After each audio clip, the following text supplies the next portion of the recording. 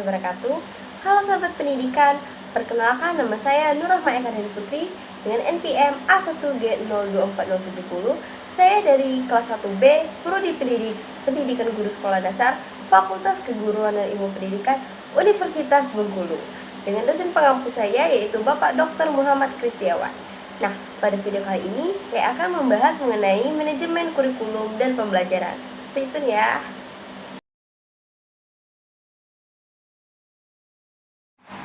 Pengertian manajemen kurikulum. Manajemen kurikulum adalah upaya untuk melancarkan pencapaian tujuan pendidikan, terlebih untuk meningkatkan kualitas interaksi antara pembelajaran dan pendidikan. Nah, tentu saja upaya-upaya tersebut butuh perencanaan, evaluasi, dan pelaksanaan yang tersusun atas komponen-komponen yang saling berhubungan. Nah, komponen-komponen yang ada pada manajemen pembelajaran itu membentuk sebuah sistem yang terdiri dari guru, para siswa, strategi pembelajaran, kurikulum, hingga sarana dan prasarana. Nah, oleh sebab itu, pembelajaran dan manajemen kurikulum itu saling memiliki keterkaitan antara satu dengan lainnya untuk mencapai tujuan pendidikan. Nah, manajemen pendidikan ini juga memiliki fungsi nih teman-teman. Yang pertama perencanaan, yang kedua pengorganisasian, yang ketiga pelaksanaan, dan yang keempat itu adalah pengawasan. Nah, perencanaan atau planning ini merupakan tujuan organisasi serta penentu kebijaksanaan, strategi, proyek, prosedur, program sistem, metode, anggaran, dan standar yang diperlukan untuk mencapai sebuah tujuan. Lalu yang kedua itu pengorganisasian. Nah, yang dimana pengorganisasian ini adalah upaya yang dilakukan untuk mencapai rencana yang telah disusun menggunakan susunan organisasi pelaksanaannya, yang dimana kita harus memperhatikan bahwa tiap-tiap kegiatan itu memiliki kejelasan siapa yang akan mengerjakan, kapan dikerjakan, dan apa target yang ingin kita capai. Lalu fungsi yang ketiga yaitu pelaksanaan. Nah, pelaksanaan ini merupakan fungsi manajemen yang sangat penting, yang dimana dalam pengorganisasian dan perencanaan akan lebih banyak berhubungan dengan aspek-aspek abstrak pada proses manajemennya, sedangkan pada pelaksanaannya itu justru lebih ditekankan pada kegiatan-kegiatan yang berhubungan secara langsung dengan orang-orang yang ada di dalam organisasi. Fungsi yang terakhir atau fungsi yang keempat ini adalah pengawasan, teman-teman. Nah, pengawasan atau controlling itu merupakan fungsi manajemen, salah satu fungsi manajemen yang cukup penting. Nah, karena semua fungsi-fungsi yang telah saya sebutkan tadi itu tidak bisa berjalan optimal tanpa disertai dengan adanya pengawasan. Nah, yang dimana sekolah itu kan adalah sistem yang di dalamnya terdapat banyak sekali komponen kan teman-teman, dengan sejumlah kegiatan yang dikelola dengan baik dan tertib, sehingga sangat perlu sekali dengan yang namanya itu pengawasan. Nah, yang selanjutnya itu ada prinsip manajemen kurikulum.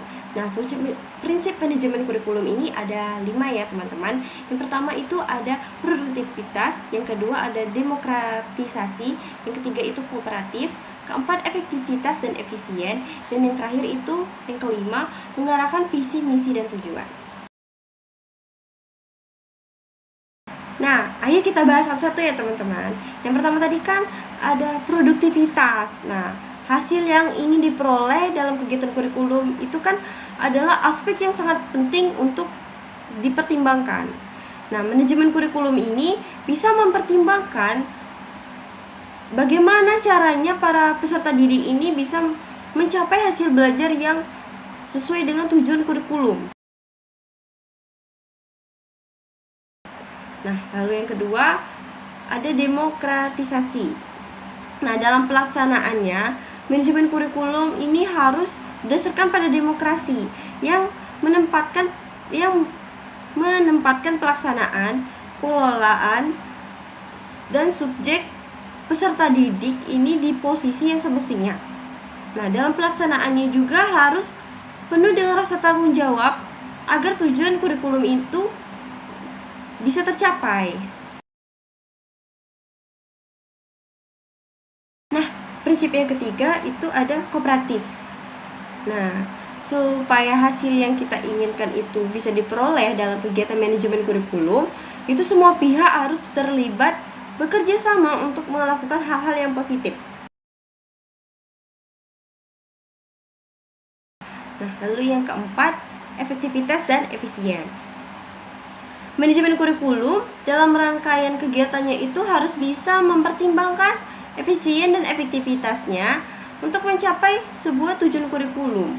Nah, sehingga kegiatan tersebut bisa memberikan hasil yang berguna dalam waktu yang relatif singkat.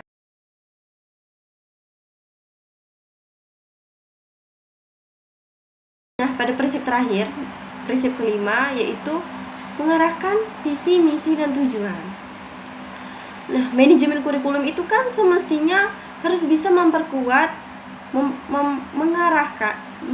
mengarahkan visi, misi, dan tujuan dari kurikulum. Nah, jadi dalam sebuah proses pendidikan itu penting sekali adanya manajemen kurikulum agar hasil kurikulum itu efektif dan efisien dan optimal dalam memanfaatkan berbagai sumber daya maupun komponen yang ada pada kurikulum. Nah, selanjutnya itu ada pengertian manajemen pembelajaran. Nah, yang dimana pembelajaran itu kan merupakan upaya penataan lingkungan yang bernuansa agar program pembelajaran itu tumbuh dan berkembang secara optimal. Nah, jadi manajemen pembelajaran itu adalah pemanfaatan sumber daya pembelajaran yang ada, baik itu faktor yang berasal dari individu yang sedang belajar maupun faktor yang berasal dari luar individu untuk mencapai tujuan pendidikan yang efektif dan efisien. Nah, lanjut ya teman-teman, kita akan membahas mengenai hubungan antara kurikulum dan pembelajaran. Hubungan kurikulum dan pembelajaran dalam tercapainya tujuan pendidikan itu dilukiskan dengan kurikulum itu sebagai program pendidikan yang direncanakan dan dilaksanakan untuk mencapai tujuan yang mencakup seluruh pengalaman belajar yang diorganisasikan dan dikembangkan dengan baik, serta disiapkan bagi murid untuk mengatasi situasi kehidupan yang sebenarnya.